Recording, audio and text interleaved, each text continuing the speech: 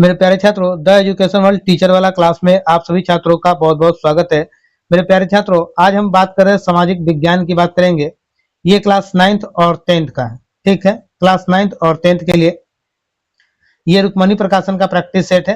Class कक्षा 9 10th हेतु नियुक्ति परीक्षा, यानी हम आपको जो है क्लास 9 10th का जो छात्र तैयारी कर रहे हैं उनके लिए है। तो हम सब्जेक्ट वाइज आप लोग को देते हैं। हमारा हर सब्जेक्ट का जो है, देखिएगा यहाँ 4 सब्जेक्ट दिया हुआ है। इन चारों सब्जेक्ट का टोटल 52 प्रैक्टिस सेट है, यानी सबका 13-13 है। तो हम सबका ये जो है दिए हुए हैं। हिस्ट्री का आप लोग को जो है हम 12 प्रैक्टिस सेट दे चुके हैं, मात्र एक ही प्रैक्टिस सेट हिस्ट्री का बचा हुआ है। आज हम लोग ज्योग्राफी का भी देंगे, इकोनॉमिक्स और पॉलिटी का भी लगभग 6-7 के आसपास दे चुके हैं।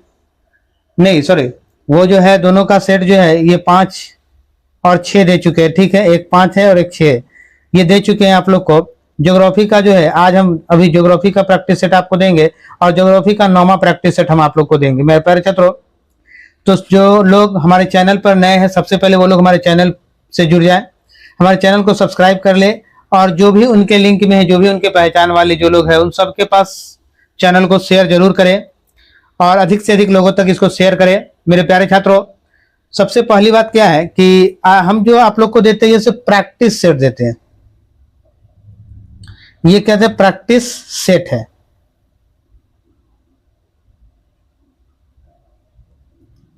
तो प्रैक्टिस सेट हम आप लोग को देते हैं, क्योंकि पढ़ते तो आप लोग हैं, तो प्रैक्टिस करने के लिए भी चाहिए कि प्रैक्टिस आप लोग जो है कैसे जो है आधे घंटे में 20 मिनट में पूरे 40 क्वेश्चन का प्रैक्टिस कैसे कर ले। तो इसके लिए हम आप लोग को देते हैं। मेरे प्यारे छात्रों, तो आप लोग अधिक से अधिक लोगों तक शेयर करें, क्योंकि हमको लगता है कि आप लोग बहुत स्लो काम कर रहे हैं। शेयर बहुत, जो बच्चे देख रहे हैं वो शेयर नहीं कर रहे हैं, या शेयर कर रहे हैं तो पता नहीं इस तरह से, क्योंकि ना सब्सक्राइब आ रहे हैं और ना आप व्यूज आ पा रहा है। और बच्चे तो हमको लगता है कि 30 मिनट का क्लास को 5-7 मिनट में देख लेते हैं। पता नहीं आप लोग जैसे स्कॉलर हैं या फिर कालिदास हैं, जो भी हैं। चलिए, तो आप लोग हमारे वीडियो से बने चैनल से जुड़े रहिए, और आप लोग को जो भी होगा लेटेस्ट हम देते रहेंगे। ये जैसे ही खत्म होगा ये प्रैक्टिस सेट, उसके बाद दूसरे प्रैक्टिस सेट भी हम आप लोग को देंगे, मतलब आपके एग्जाम तक ये चलता रहेगा अभी। तो चलिए चलते हैं आज के क्वेश्चन की तरफ। मेरा आज का पहला क्वेश्चन देख रहे हैं, प्रैक्टिस सेट कौन सा, ये 9 प्रैक्टिस सेट है। पहला में क्वेश्चन पे चलेंगे, टोटल 40 क्वेश्चन देंगे हम आप लोग को ज्योग्राफी में। आइएगा, पहला क्वेश्चन मेरा कह रहा है, विजयवाड़ा शहर किस नदी के तट पर अवस्थित है? गोदावरी, महानदी, कावेरी। न गोदावरी में है, ना कावेरी और ना महानदी, ये तीनों में से किसी के तट पर स्थित नहीं है। तो जब तीनों में से जब नहीं मिलता है आंसर, तो हम लोग कौन सा ऑप्शन लगाते हैं? ऑप्शन ए सही उत्तर मेरा ऑप्शन ही हो जाए, उपयुक्त में से कोई नहीं। ऐसे किस नदी के तट पर विजयवाड़ा स्थित है? तो ये कृष्णा नदी के तट पर स्थित है। कहाँ है? ये कृष्णा नदी के तट पर स्थित है। देखिए, कृष्णा नदी के तट पर ये, इसके अलावा महाराष्ट्र का सांगली शहर भी कृष्णा नदी के तट पर स्थित है। महाराष्ट्र का सांगली शहर। और ये कहाँ है? विजयवाड़ा कहाँ है? तो ये आंध्र प्रदेश में है। कहाँ है? आंध्र प्रदेश में है। ये जो लिखने वाला जो समस्या हो रहा है, 1 सप्ताह के अंदर में इस समस्या को सॉल्यूशन आप लोग का देंगे, और लिखने वाला थोड़ा दूसरा किया जा रहा है। ठीक है, तो 1 हफ्ते में ये भी आपका सॉल्यूशन करेंगे। तो लिखने वाला समस्या भी आप लोग का जो है, जो सही से लिखा है कि आपको सही से आप लोग पहचान सके। ठीक है, देखिए, महाराष्ट्र का नासिक एवं नांदेड़ तथा आंध्र प्रदेश का राजमुंद्री शहर जो है वो कहाँ स्थित है? तो वो हमारे गोदावरी के तट पर स्थित है। ठीक है, चलिए चलते हैं नेक्स्ट क्वेश्चन की तरफ। नेक्स्ट क्वेश्चन मेरा 72 नंबर कह रहा है, ओंटारियो झील कहाँ स्थित है? ओंटारियो झील कहाँ स्थित है? तो ये जो है मेरा कनाडा, यूएसए, मैक्सिको, इनमें से कहाँ स्थित है? तो ये कनाडा एवं यूएसए के, कनाडा, ओंटारियो झील जो है कनाडा एवं यूएसए के सीमा पर स्थित है। ठीक है, कनाडा यूएसए, तो मैक्सिको इसमें कहीं से नहीं आता है। तो आपका ए और बी मैच कर रहा है। जब एक से ज्यादा आंसर आ जाए तो हम क्या लगाएंगे? उपयुक्त में से एक से अधिक। सही उत्तर मेरा ऑप्शन क्या होगा? ऑप्शन डी मेरा सही उत्तर हो जाएगा। देखिएगा, कभी कभी हो सकता है, अगर मान लीजिए अगर आप ओंटारियो झील कहाँ स्थित है, तो आपसे कनाडा और यूएसए, या फिर ये लिख दे ओंटारियो झील कहाँ स्थित नहीं है, तब तो आप ये ऑप्शन मार सकते थे, मैक्सिको में नहीं है। तो ये बात भी आप लोग को पता होना चाहिए, जहां 3 ऑप्शन है तो उन्हें कितना ऑप्शन होगा। ठीक है, देखिएगा, ओंटारियो झील का जो है, इसका विस्तार जो है कनाडा यूएसए के तक है। चलिए नेक्स्ट क्वेश्चन की तरफ चलेंगे हम लोग। नेक्स्ट क्वेश्चन मेरा कह रहा है 73 नंबर, ऑकलैंड किस देश की किस देश का बंदरगाह शहर है? ऑकलैंड किस देश का बंदरगाह शहर है? तो ये किस देश का बंदरगाह शहर है? न्यूजीलैंड, रूस, कनाडा। तो ये जो है न्यूजीलैंड का है। सही उत्तर ऑप्शन ए हो जाए, न्यूजीलैंड का। ऑकलैंड जो है न्यूजीलैंड का बंदरगाह शहर है, ठीक है।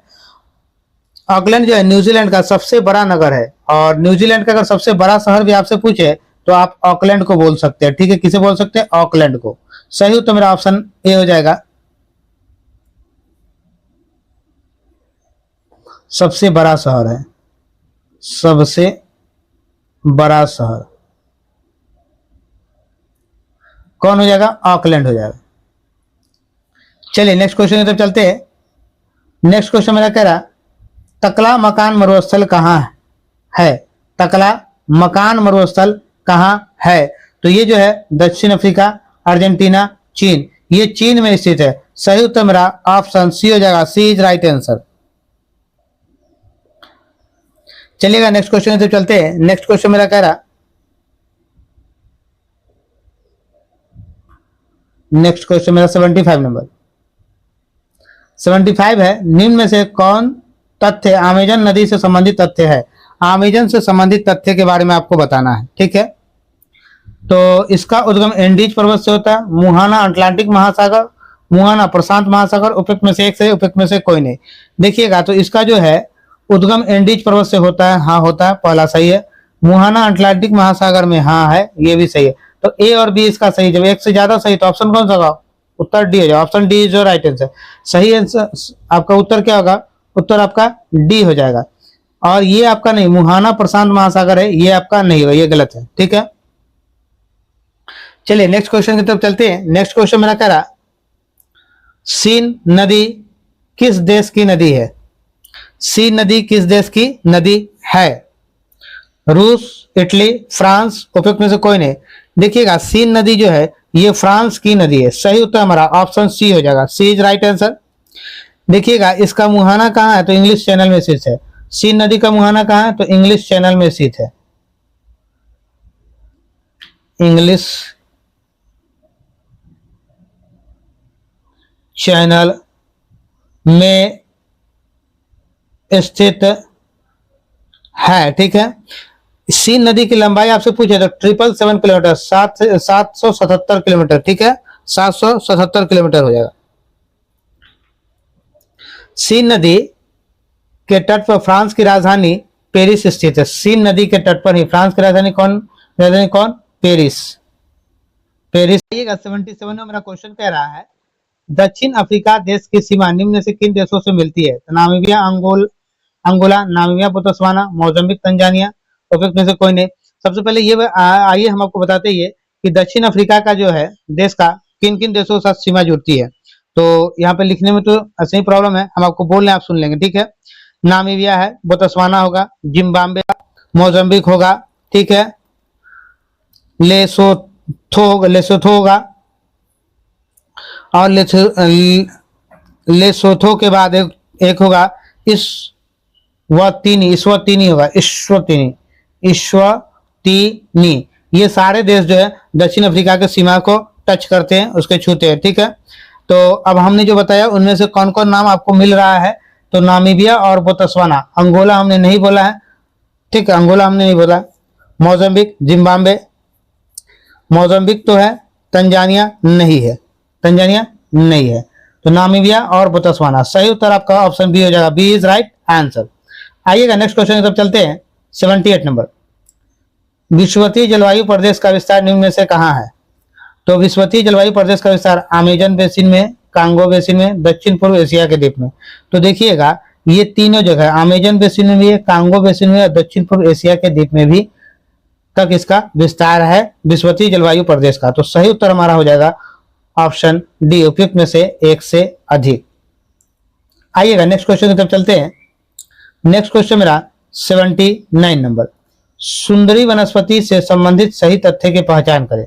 सुंदरी वनस्पति से, देखिए यह भारत के पूर्वी डेल्टाओं का सबसे उत्तरी डेल्टा की वनस्पति हाँ है, यह ज्वारी वनस्पति हाँ है, यह सख्त एवं टिकाऊ लकड़ी वाली वनस्पति हाँ है, ये तीनों होगा, 1 2 3 तीनों सही होगा। जब तीनों सही हो जाए तो आंसर हम लोग क्या लिखते हैं? उपयुक्त में से एक से अधिक। सही तो हमारा ऑप्शन डी हो जाएगा। आइए नेक्स्ट क्वेश्चन देखिएगा। नेक्स्ट क्वेश्चन 80 नंबर का रहा, तारपीन का तेल निम्न में से किस वृक्ष से प्राप्त होता है?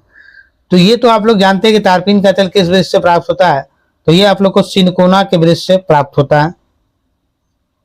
चीर वृक्ष से तारपीन के तेल प्राप्त होते हैं। ये चीर के पेड़ से तारपीन के तेल प्राप्त होते हैं। तो मेरा ऑप्शन ए हो जाएगा। देखिएगा तारपीन का तेल जो है चीर के पेड़ से प्राप्त, लेकिन चीर के पेड़ से हम लोग को लीसा मिलता है, ठीक है, लीसा। और इस लीसा से हम लोग तारपीन का तेल निकालते हैं। तारपीन का तेल क्या होता है? गंधहीन होता है, रंगहीन होता है और ज्वलनशील वो होता है, ठीक है। रंगहीन होता है, गंधहीन होता है और वह ज्वलनशील होता है, यानी जलने वाला होता है। तारपीन का वैज्ञानिक नाम अगर आप जानना चाहते हैं तो हम बता देते हैं आप लोग को, pines rocks Bargi, pines rocks Bargi होगा, ठीक है। ये क्या इसका वैज्ञानिक नाम है, ठीक है, तारपीन के तेल का। चलिए नेक्स्ट क्वेश्चन की तरफ चलते हैं। नेक्स्ट क्वेश्चन मेरा कह रहा, कंचनजंगा जैव मंडल आरक्षित क्षेत्र किस राज्य में स्थित है? कंचनजंगा जैव मंडल आरक्षित क्षेत्र किस राज्य में है? तो ये सिक्किम राज्य में। सही उत्तर हमारा ऑप्शन सी हो जाएगा। सी इज राइट आंसर। देखिएगा हिमाचल प्रदेश में अगर आपसे पूछे तो कौन सा आरक्षित जैव मंडल हिमाचल प्रदेश में है, तो कोल्ड डेजर्ट जो जैव मंडल जो है, cold desert, cold desert, desert, cold desert कहाँ है? तो वो हमारा हिमाचल प्रदेश में है। चलिए चलते हैं हम लोग नेक्स्ट क्वेश्चन की तरफ। मेरा नेक्स्ट क्वेश्चन कह रहा है 82 नंबर, लद्दाख पर्वत श्रेणी निम्न में से किस के अंतर्गत आता है? लद्दाख पर किसके अंतर्गत आता है? तो ट्रांस हिमालय के अंतर्गत आता है। सही उत्तर हमारा ऑप्शन ए हो जाएगा। ए इज राइट आंसर। आइएगा नेक्स्ट क्वेश्चन की तरफ चलते हैं। नेक्स्ट क्वेश्चन मेरा कह रहा है, निम्न में से किस देश को अंतरराष्ट्रीय तिथि रेखा कहते हैं? किस देश को, सॉरी किस देशांतर को, किस देशांतर को अंतरराष्ट्रीय तिथि रेखा कहा जाता है? ठीक है, तो देखिएगा 180 डिग्री देशांतर को हम लोग अंतरराष्ट्रीय तिथि रेखा कहते हैं। 180 डिग्री देशांतर को। सही उत्तर मेरा ऑप्शन बी हो जाएगा। B is right answer. मेरे प्यारे छात्रों, जो लोग हमारे चैनल पर नए वो चैनल को जरूर सब्सक्राइब कर लेंगे और अधिक से अधिक लोगों तक शेयर जरूर करेंगे। और आपको एग्जाम तक ये प्रैक्टिस सेट मिलता रहेगा, तो इसलिए आप हमारे चैनल से जुड़े रहिए और अपना फीडबैक जरूर दीजिए। आपका फीडबैक जो है सबसे इंपॉर्टेंट है हमारे लिए। तो चलिए एक चीज तो हम लोग जान गए कि आंसर मेरा 180 डिग्री होगा, क्योंकि कह रहा है किस देश की अंतरराष्ट्रीय तिथि रेखा 180 डिग्री पर मिलती है, किस देशांतर मिलती है? तो 180 डिग्री देशांतर मिलती है।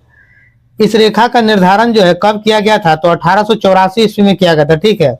ये जो है इस रेखा का इस रेखा का निर्धारण 1884 में किया गया था।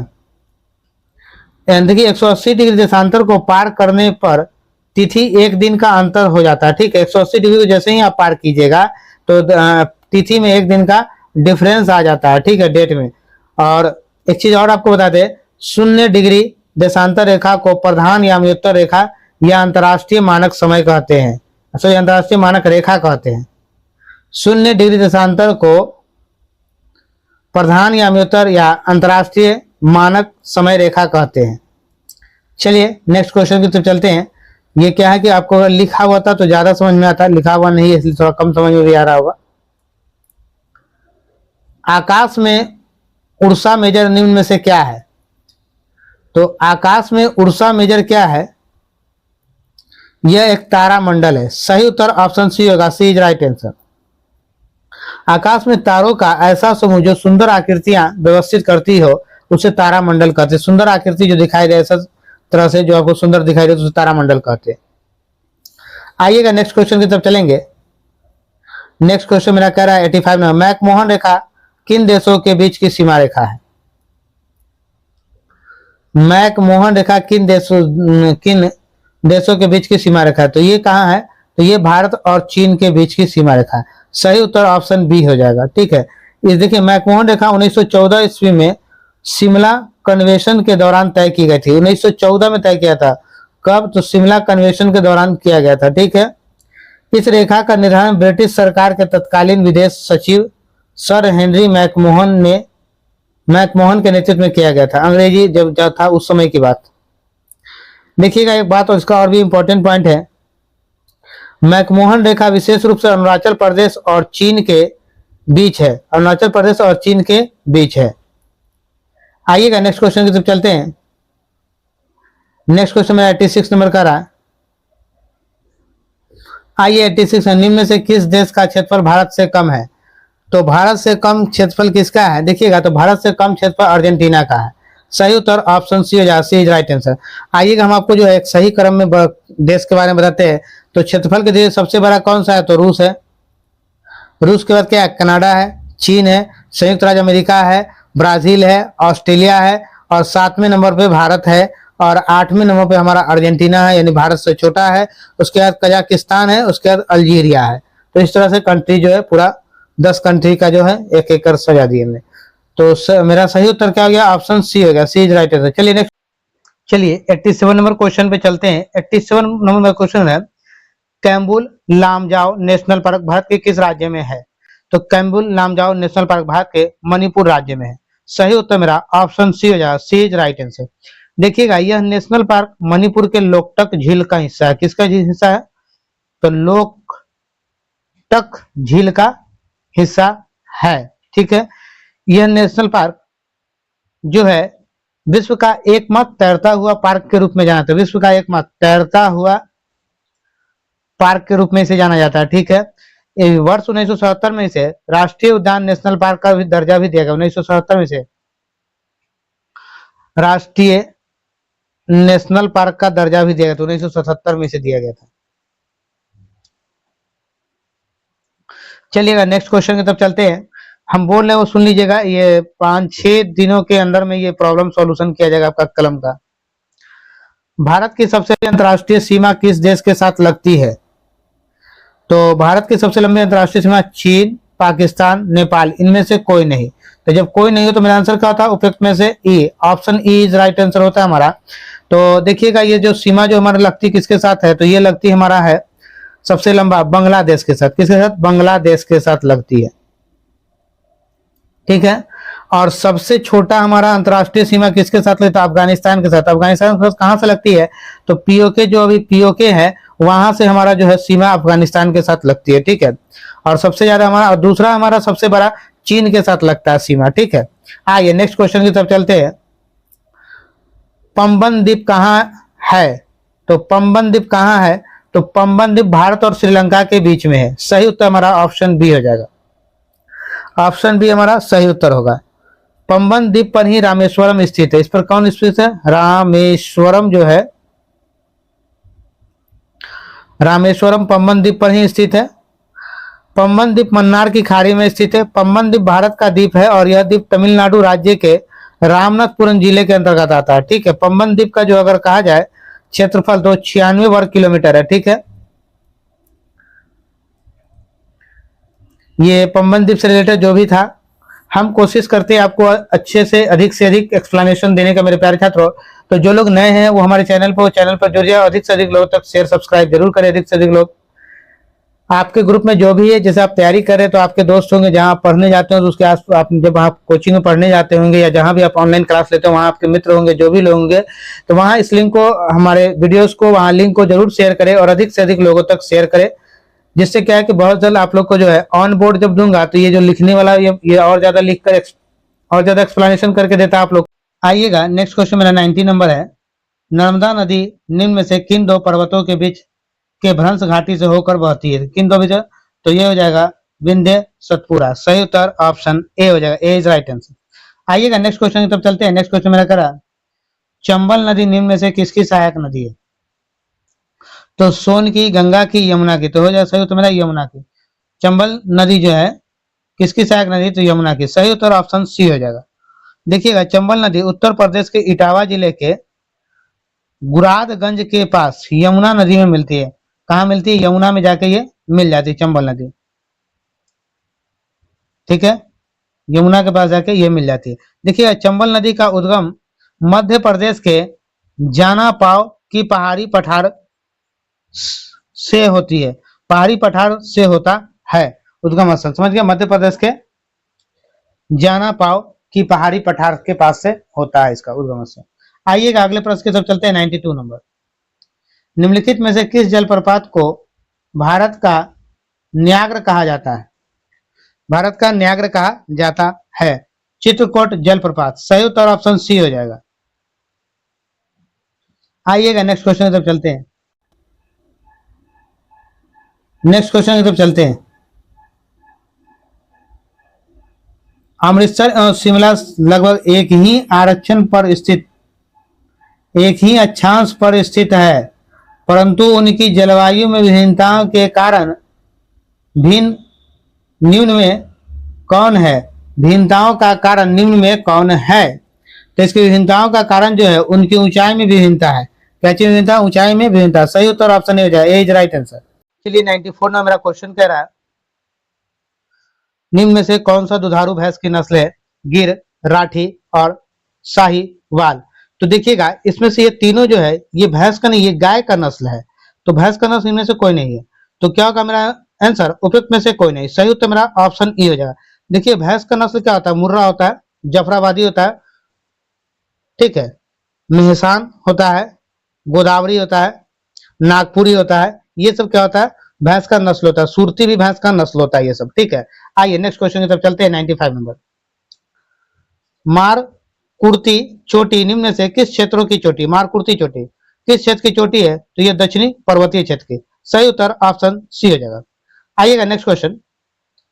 पश्चिम बंगाल भारत के कितने पड़ोसी देशों के साथ सीमा बनाती है? पश्चिम बंगाल, हमारा जो पश्चिम बंगाल है वो कितने पड़ोसी कंट्री के साथ अपनी सीमा बनाती है?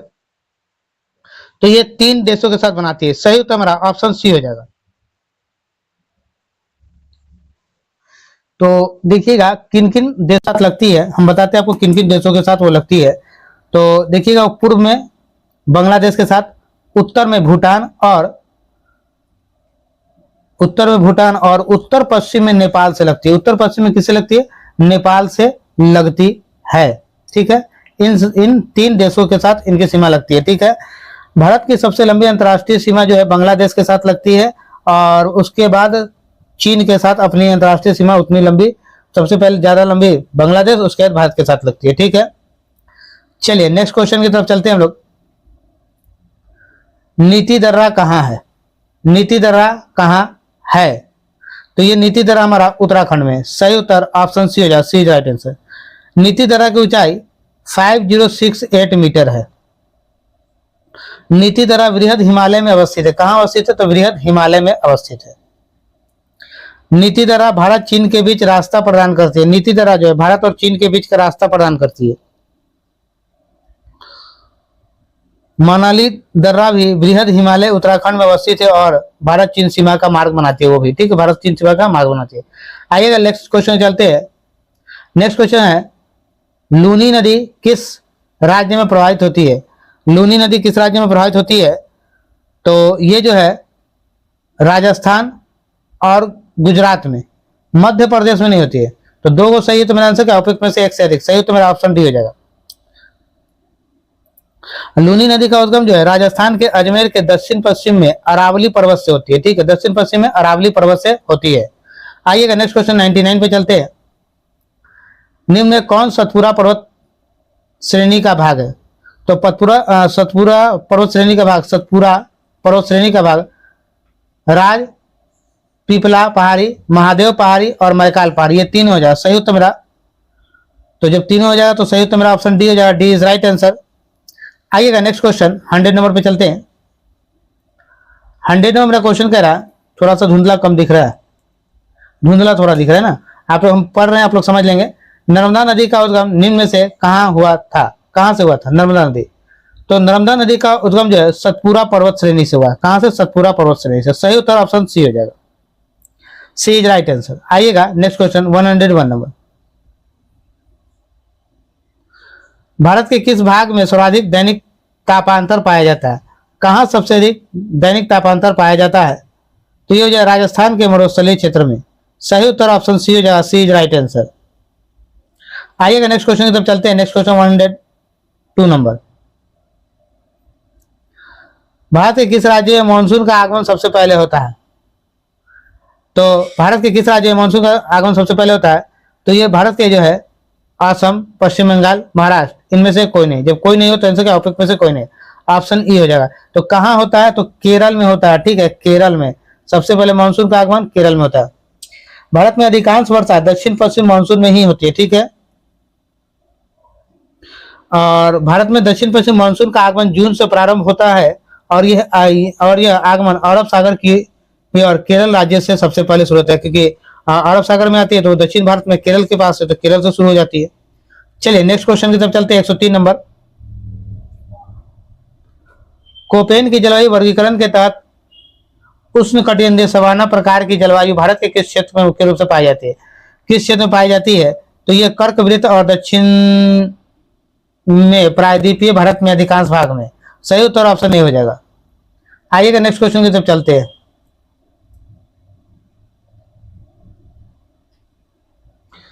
बिहार की जनजातियों का बिहार की कुल जनसंख्या का कितना परसेंट है?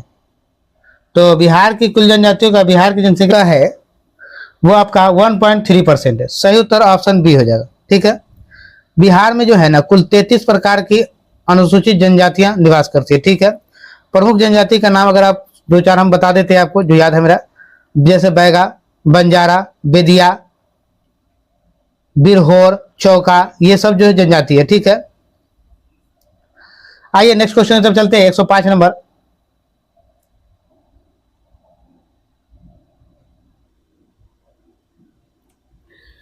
न्यूनतम पुरुष साक्षरता दर वाला जिला कौन सा है? बिहार में न्यूनतम सबसे कम पुरुष साक्षरता औरंगाबाद, सीवान, बक्सर, इनमें से जो ना औरंगाबाद होगा ना बक्सर होगा ना सीवान होगा, तो क्या आंसर हो जाएगा? तो मेरा हो जाएगा आंसर ई हो जाएगा। उपयुक्त में से कोई नहीं, तो नहीं है तो कहाँ हो जाएगा? तो ये मेरा पूर्णिया में हो जाएगा। ठीक है, कहाँ हो जाएगा? पूर्णिया में, पूर्णिया। चलिए नेक्स्ट क्वेश्चन 106 नंबर पे आते हैं। भारत में स्थित प्रमुख मत्स्य ग्रहण पोताश्रय कहाँ है? मत्स्य ग्रहण पोताश्रय कहाँ है? तो ये हमारा जो है कोलकाता में, कोचीन में, पारादीप में। तो कोचीन में है सबसे ज्यादा। कहाँ है प्रमुख पोताश्रय? कोचीन में। सही उत्तर ऑप्शन बी हो जाएगा। ठीक है, भारत में लगभग 200 बंदरगाह है। कितने बंदरगाह? भारत में लगभग 200 बंदरगाह है, और जिसमें से 13 बड़े बंदरगाह है। 13 बड़े बंदरगाह है। 13 बड़े बंदरगाह है। ठीक है, विशाखापट्टनम सबसे गहरा बंदरगाह आपसे पूछे भारत में तो विशाखापट्टनम हो जाएगा। ठीक है, अटल बिहारी के समय में, अटल बिहारी वाजपेयी की जब सरकार थी तो भारत में जो है भारत में सागर माला जोड़ो योजना के अधीन बंदरगाह सड़कों को बेहतर किया। सागर माला जोड़ो योजना शुरू किया गया था, जिसमें उन्होंने बंदरगाह को और भी बढ़िया बनाना, उसको और गहरा करना, यानी उससे बढ़ावा देना था उसका उनका काम। चलिए नेक्स्ट क्वेश्चन की तरफ चलते हैं। बिहार में प्राय कैसी मिट्टी पाई जाती है? बिहार में कैसा मिट्टी पाया जाता है? तो बिहार में जलोढ़ मिट्टी पाई जाती है। सही उत्तर ऑप्शन सी हो जाएगा। 108 नंबर। बिहार की लगभग कितनी भूमि कृषि के अंतर्गत आती है? तो बिहार की लगभग 3/4, कितनी? 3/4 भूमि जो है कृषि के अंतर्गत आती है। सही उत्तर मेरा ऑप्शन बी हो जाएगा। ठीक है, चलिए नेक्स्ट क्वेश्चन की तरफ चलते हैं। भारत का सुदूर पश्चिमी बिंदु है। भारत का सुदूर पश्चिमी बिंदु क्या है? 68 डिग्री 7 मिनट पूर्वी देशांतर गुजरात में है। सही उत्तर ऑप्शन सी हो जाएगा। आइएगा नेक्स्ट क्वेश्चन 110 नंबर। भारत में कुल्लू घाटी निम्नलिखित में से किसकी खेती के लिए प्रसिद्ध है? कुल्लू घाटी जो है किसकी खेती के लिए प्रसिद्ध है? तो ये सेब के लिए है। सही उत्तर ऑप्शन सी होगा। सी इज राइट आंसर। मेरे प्यारे छात्रों, इस वीडियो में हमने आपको पूरा 40 क्वेश्चन दे दिया जो ज्योग्राफी का था। इसी के साथ हम लोग फिर नेक्स्ट वीडियो में मिलेंगे।